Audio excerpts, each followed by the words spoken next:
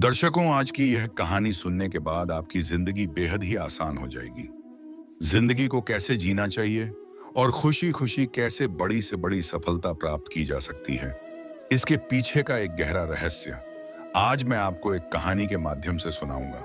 तो चलिए कहानी की शुरुआत करते हैं दोस्तों। महात्मा बुद्ध कहते हैं कि शांति हमारे भीतर है, शांति हमारे अंदर से आती है, इसे बाहर ढूंढना। लेकिन अगर आप आज के समय की बात करेंगे तो आज हर एक मनुष्य और हर मनुष्य केवल दौड़ में लगा हुआ है। उसे दौड़ना पसंद है, वे दूसरों से आगे निकलना चाहता है और दूसरों से कुछ अलग मुकाम बनाना चाहता है। लेकिन वह यह भूल चुका है कि जिस रास्ते पर वह दौड़ रहा है वह रास्ता कभी खत्म नहीं होता और ना ही आपको कभी मंजिल मिल पाएगी, क्योंकि यह रास्ता अनंत है, इसका कोई अंत नहीं। अंतिम समय में भी जब हम अपने आप को देखते हैं तो हम अपने आप को वही रास्ते पर खड़ा ही पाते हैं जहां से हमने इसकी शुरुआत की थी। हालांकि यह सच जानकर भी लोगों को कोई फर्क नहीं पड़ता। वह तो इस रेस में, इस दौड़ में जितना चाहते हैं वह अपने आप को श्रेष्ठ साबित करना चाहते हैं। जब कोई उनसे पूछता है कि तुमने अपने जीवन में क्या हासिल किया, तब हम अपना बखान करने से कभी पीछे नहीं हटते। हम इसका जवाब कुछ इस तरह से देते हैं कि हमने अपने जीवन में ये हासिल किया, मैंने अपने जीवन में वह हासिल किया, मैंने इस मुकाम को पाया है, मैंने इतने वर्षों की तपस्या के बाद इस पौधे को हासिल किया है। लेकिन इस बात का असली मतलब केवल वही समझा सकता है जिसने यह सब कुछ पाने के चक्कर में अपने समय को गवा दिया और अभी भी वह इस दौड़ में दौड़ रहा है, क्योंकि उसे अपनी मंजिल अभी तक नहीं मिली। वह इस अनंत रास्ते की आखिरी छोर तक पहुंचना चाहता है, लेकिन जब वह पीछे मुड़कर देखता है तो वह अपने आप को इस रास्ते पर अकेला खड़ा महसूस कर पाता है। और यही हम सबके साथ भी होगा। हम सब भी इससे बच नहीं सकते, लेकिन जो समय से पहले अपने आप को जान पाते हैं, जो अपने आप को समझ पाते हैं, वह इस अनंत यात्रा को पहले ही देख लेते हैं, समझ जाते हैं। वह अपनी हर गलतियों को सुधारने का प्रयास कर पाते हैं। लेकिन जिन्हें यह नहीं पता कि वह कहाँ जा रहे हैं और उनकी यात्रा कब खत्म होगी, वे लोग इस दौड़ में केवल दौड़ते ही चले जाते हैं। इसे और अच्छे से समझा के लिए आज की जो कहानी मैं आप सभी के लिए लेकर आया हूं, इस कहानी के माध्यम से आप यह समझ सकेंगे कि हम इस अनंत यात्रा को कैसे समाप्त कर सकते हैं और ऐसी क्या चीज है जिसे हम अपने जीवन में उतार कर अपने आप को समझ सकते हैं, पहचान सकते हैं, जिससे हम अपने जीवन की सभी समस्याओं का समाधान कर सकते हैं। एक समय की बात है, किसी नगरी के एक पहाड़ पर एक गुरु रहा करते थे। उन गुरु की ख्याति दूर दूर तक फैली हुई थी। वह गुरु बहुत ही ज्ञानी थे, लेकिन उन्होंने अपने पूरे जीवन काल में कभी किसी को अपना शिष्य नहीं बनाया। उनके पास अनेक लोग आते और उनसे कहते कि हमें अपना शिष्य बना ले, लेकिन वह कभी किसी को अपना शिष्य नहीं बनाते और वहां से उन्हें भगा देते। इसी तरह से समय बीतता गया। समय के साथ साथ अब युवा गुरु धीरे धीरे वृद्ध हो चुके थे। अब उनकी रोजमर्रा के कामों में भी उन्हें तकलीफ होने लगी थी। तब उनके मन में यह ख्याल उत्पन्न हुआ कि यदि मैंने अपने जीवन में किसी को अपना शिष्य बना लिया होता तो आज वह शिष्य मेरी कुछ तो मदद अवश्य कर देता। लेकिन उस वक्त मैंने किसी को अपना शिष्य नहीं बनाया और अब मेरे पास कोई भी यह तक कहने नहीं आता कि है गुरुवर मुझे अपना शिष्य बना ले, क्योंकि अब उनका शिष्य कोई नहीं बनना चाहता था। सभी को यही लगता था कि वह तो पागल है और कौन उस पागल का शिष्य बनना चाहेगा। वह सभी को भगा देता है, किसी को भी अपने पास रहने नहीं देता। तभी एक दिन एक युवक अपना बोरिया बिस्तर बांधे हुए उन गुरु के पास पहुंचा और उनसे कहने लगा, हे गुरुदेव, मैंने सुना है आप बहुत ज्ञानी हैं, आपकी ख्याति दूर दूर तक फैली हुई है, लेकिन आप कभी किसी को अपना शिष्य नहीं बनाते। मैं आज आपके पास यही विनती लेकर आया हूं कि कृपा करके मुझे अपना शिष्य बना लीजिए। आप जो कहेंगे मैं वह करूंगा, लेकिन मुझे केवल आपसे ही ज्ञान प्राप्त करना है। मैंने सुना है अब बहुत ज्ञानी है और इसी इच्छा से मैं यहाँ पर आया हूँ कि वह ज्ञान आप मुझे देंगे, मुझे सिखाएंगे। मैं बड़ी आस लेकर आपके पास आया हूँ। जब मैं यहाँ आ रहा था तो हर कोई मुझे यहाँ आने से मना कर रहा था। हर कोई मुझसे यही कहता था कि उनके पास ना जाओ, वह बहुत पागल है, वह किसी को अपना शिष्य नहीं बनाते। यदि तुम उनके पास जाओगी तो वह तुम्हें डांट कर भगा देंगे, लेकिन तुम्हें अपना शिष्य नहीं बनाएंगे। सभी लोग मुझे रोक रहे थे, लेकिन मुझे तो केवल आपका शिष्य बनना है। क्या आप मुझे अपना शिष्य बनाएंगे? कृपा करके ना मत कहिए। मैं आज आपके पास बड़ी आस लेकर आया हूँ। उस युवक के मुख से यह सारी बातें सुनकर वह गुरुवर उस युवक से कहते हैं, हाँ, आज से तुम मेरे शिष्य हो। मैं तुम्हें अपना शिष्य बनाता हूँ और कल से मैं तुम्हें ज्ञान भी अवश्य दूंगा। धीरे धीरे रात्रि का समय हो चुका था और उतने ऊपर उस पहाड़ी पर पानी का कोई स्रोत नहीं था। पानी लेने बहुत दूर जाना पड़ता था और शिष्य को बहुत जोरों की प्यास लग चुकी थी। वह पानी ढूंढने के लिए यहाँ वहां घूम रहा था, यहाँ वहां फिर रहा था, लेकिन उसे कहीं भी पानी नहीं मिला। और जब उन गुरुवर ने अपने उस शिष्य को पानी ढूंढता हुआ देखा तो उन्होंने कहा, बेटा, तुम्हें इस पहाड़ पर कहीं पानी नहीं मिलेगा। आज की रात तुम्हें ऐसे ही बितानी पड़ेगी। कल सुबह सुबह हम पानी के लिए निकल पड़ेंगे। उस शिष्य ने अपने और गुरुवर की बात मान ली। उसने जैसे तैसे अपनी रात वहां पर बिताई और अगले दिन सुबह सुबह वह गुरुवर और वे शिष्य पानी लेने के लिए निकल पड़े। वह दोनों एक कुएं के पास पहुंचे। शिष्य को जोरों की प्यास लगी थी। उसने कुएं से झट से पानी निकाला और फटाफट पी गया, क्योंकि उसका गला सूखा हुआ था और उसे प्यास भी बहुत जोरों की लगी थी। यह देखकर उन गुरुवर ने अपने शिष्य से कहा, मूर्ख कहीं का, मुझे भूल गया। तेरे साथ मैं भी तो प्यासा हूं। क्या मुझे पाने की कोई आवश्यक नहीं? इस पर शिष्य अपने गुरु से माफी मांगता है और कहता है, हे गुरुदेव, मुझे क्षमा कीजिए।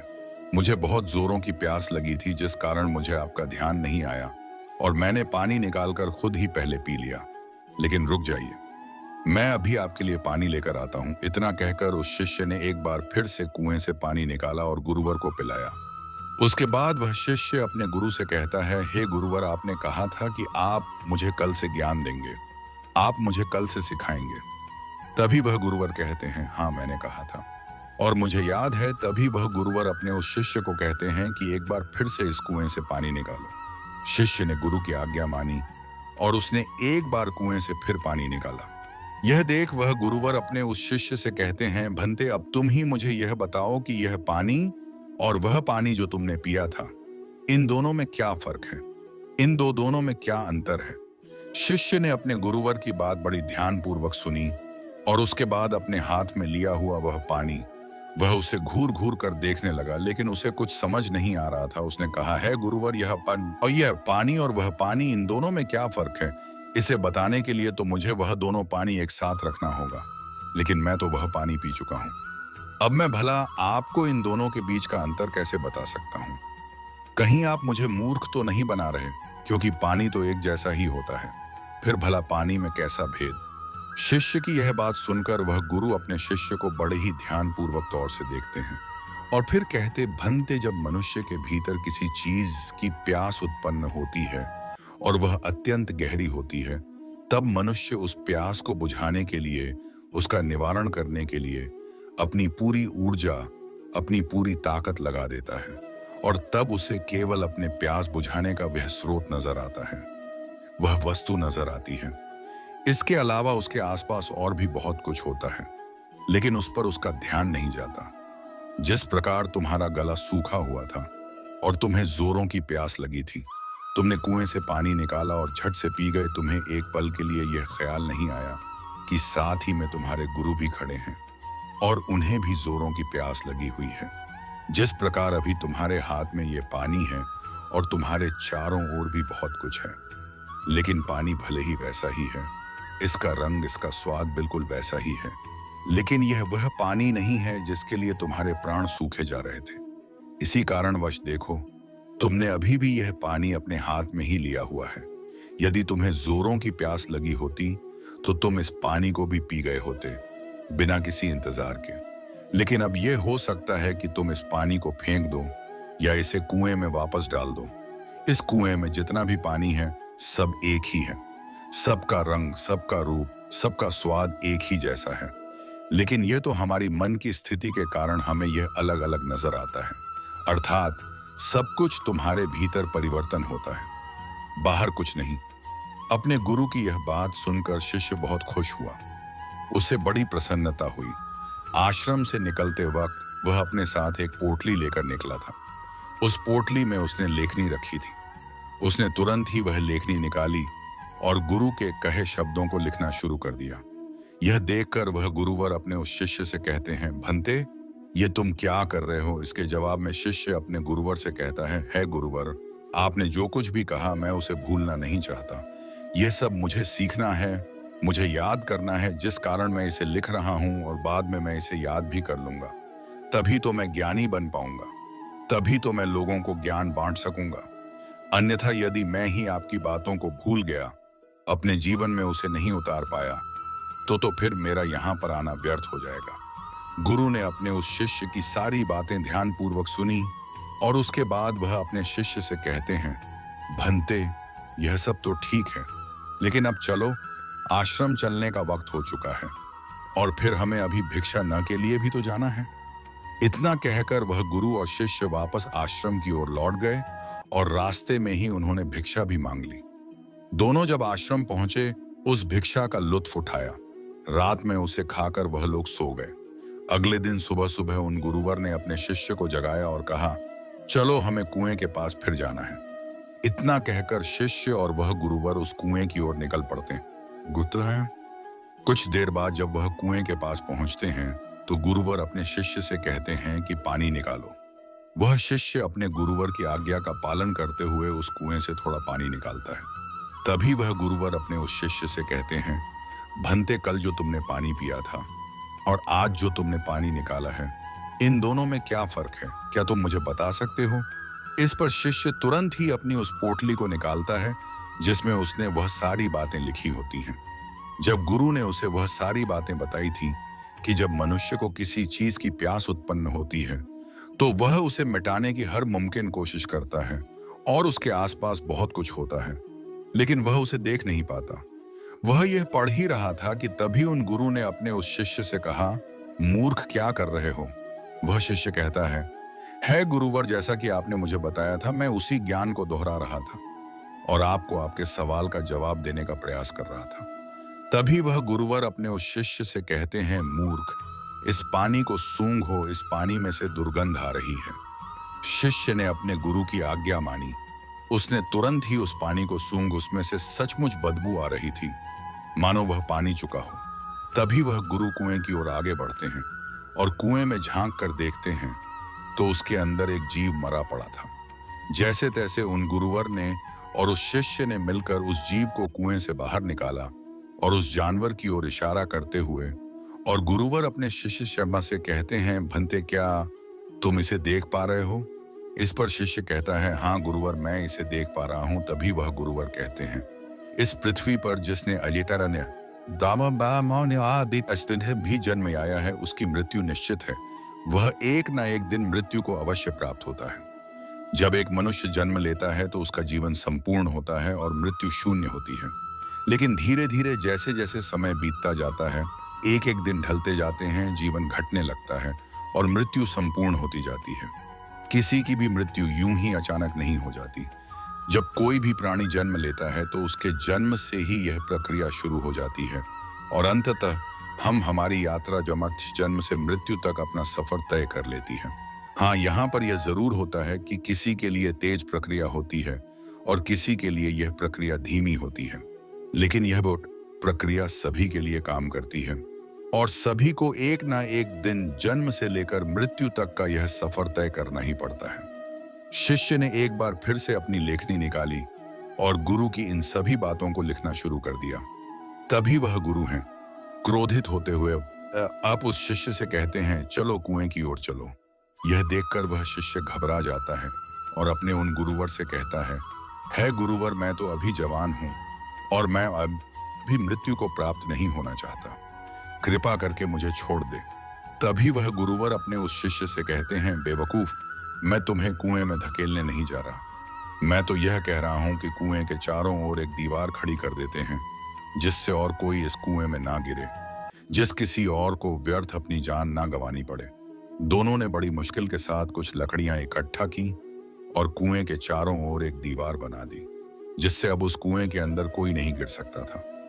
इतनी मेहनत करने के बाद गुरु और वह शिष्य वापस आश्रम लौट आए। धीरे धीरे ऐसे ही कई दिन बीत गए। शिष्य अब उन गुरुवर के साथ अपना अधिकांश समय बिताता था, उनका सारा काम करता था। एक दिन उसने देखा कि उसके गुरुवर बहुत प्रसन्न हैं।